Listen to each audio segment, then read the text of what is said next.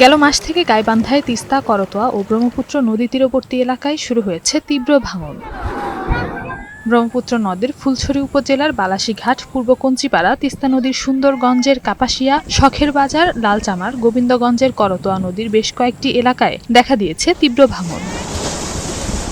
নদী ভাঙনে দিশেহারা হয়ে পড়েছে স্থানীয়রা। ফসলি জমি নদীতে বিলীন হয়, নিঃস্ব হয়ে পড়ছে অনেকেই। তাই দ্রুত স্থায়ী ভাঙন প্রতিরোধ ব্যবস্থা নেওয়ার দাবি জানিয়েছেন তারা। ভাঙতে ভাঙতে তো আমাদের এখন অবদার সাথে এখন নদী কোয়া চলে। ভাঙতে ভাঙতে এখন মেলাহানি ভাঙে গেছে, আর বাড়িঘর তো সব সরানো শেষ।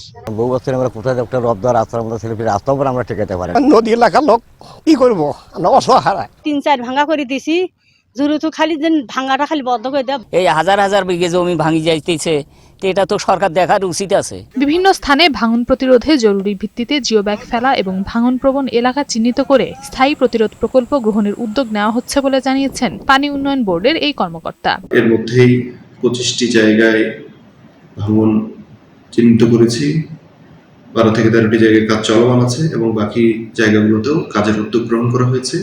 2-1 দিনের মধ্যেই ওইসব জায়গাতেও ভাঙন প্রতিরোধে কাজ বাস্তবায়ন করা হবে। নওশীন জান্নাত, বৈশাখী সংবাদ।